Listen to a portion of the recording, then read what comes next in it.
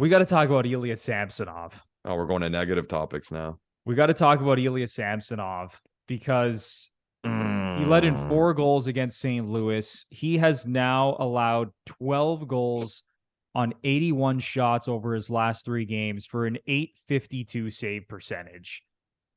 Again, the Leafs won the game, and they have won most of his starts this season. He is 11-3 in 14 starts this season, and he still has great numbers across the board, a .920 save percentage and a 2.20 goals against average. But should we be concerned that he is in this little funk right now, allowing 12 goals over his last 81 shots faced? Oh, yes, we should be. Because I know very often on this show, we'll say, you know what, it's just things happen and whatever. Because this was such a hot topic going into the season, and we could very well point to goaltending being the Leafs' downfall last season, we are allowed to be worried. He has not looked good. He has not looked good. And I think it's a testament to how good the team's been. When they posted that after he beat Philly, what was the record? He won his first 9 starts at home, 9-0-0 at home. So it was kind of like, oh, that's incredible. But then at the same time, I think we were all like, he hasn't been that good. It's just kind of the Leafs winning those games. These are bad numbers. And it's okay. It's only a 3-game stretch. It's only a 3-game stretch. And his numbers prior to this stretch were off the wall. He had the highest save percentage in the National Hockey League. I think he was batting like a .939. So we all know he was going to have a few stinkers and go more towards like what league average is. So I am worried, Bruno. I am, because we may need him at some point. And who knows? It's funny because going into the season, I mentioned to you before how I was rooting for Samsonov. I wanted him to be the guy because he's kind of the lottery ticket, the Russian kid, can't speak English well. It's kind of funny, good story. Like, let's see it. But the more and more I'm watching, he's the backup. He's the backup. And that doesn't mean he can't be a strong goalie, and that doesn't mean we shouldn't have high expectations of him. But regardless of his numbers, I mean, if we looked at them now, I mean, we'd all take it based on like if we were shown this going into the season, 100%, we would take Samsonov's numbers.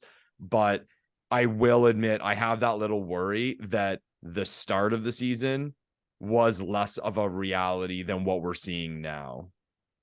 Yeah, that's totally fair. I'm a little bit concerned as well, because, you go back to last season, not just last season, his career numbers leading up to this season were not very good. I mean, he was hovering around a .900 save percentage for his career, playing on the Washington Capitals, who, if you've been paying attention over the last few years, have been a pretty good hockey team. Not, a Stanley Cup championship team, but they've been pretty darn good ever since Ilya Samsonov has been there, and his numbers have not been great, plain and simple. So I am a little bit concerned, but as you said, if you told me before the season that 14 games in to his Leafs tenure, he would be 11-3 with a .920 save percentage and a 2.2 goals against average, I would take that all day long.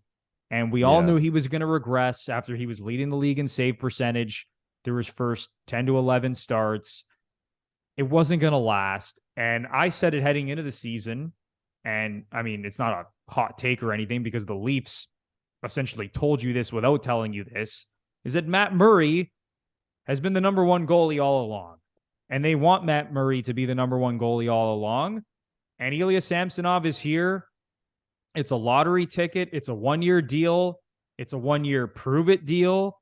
And they weren't totally expecting him to play this well, but for the most part, this season, he has played well with the exception of the last 3 games, which have been awful. So if you're the Leafs right now, I don't think you're too worried. You still have Matt Murray, and he's found his game, and his numbers are really good. So all in all, I think if the Leafs are going to continue to play as well as they have been defensively, and I'll go over the numbers, which I do on every podcast right now, the Leafs at least once. Second, you know it's coming, Lepore. I always have these stats ready. The Leafs sit second in the NHL in goals against per game. Second. We don't see this ever with this team. Also, Still don't believe it. It's crazy. 5th in the league in shots against per game. And then if you want to look at some of the advanced numbers, okay, they are also 6th in the NHL in 5-on-5 expected goals against per 60 minutes. So any way you want to break it down, this is one of the best defensive teams in the NHL. So I think Leafs management is just flat out thrilled that the goaltending is above league average, because last 100%. season it was a complete disaster. And despite that, the Leafs finished with 115 points.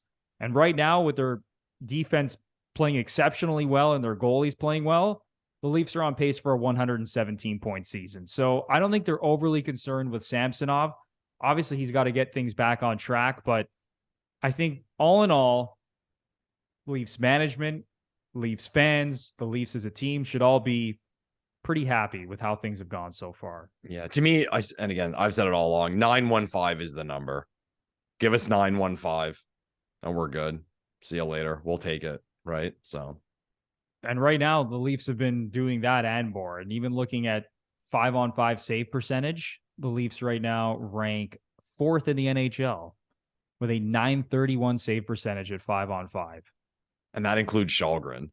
Yeah, exactly. Yeah. So, I mean, but Lepore, I do hear where you're coming from. Like, it is a little bit concerning just based on his career numbers, but hopefully he's able to figure this out. Yeah. I mean, yesterday's game, the story coming out was that he wasn't set to start, and then he asked the coaching staff if he could start because he didn't think he played well against Philadelphia.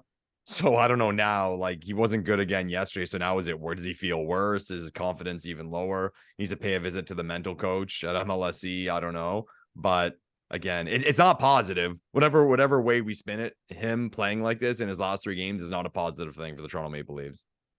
Worst case scenario, this spirals out of control like Jack Campbell. Yeah. Like, he gets in his own head. He starts playing terrible hockey for 1, 2, 3 months. Let's hope that doesn't happen. You know, and it's happening right now to Jack Campbell again with the Oilers because Stuart Skinner has taken over that net in Edmonton. So let's hope the same thing doesn't happen with Ilya Samsonov, but it's something we are definitely going to have our eye on.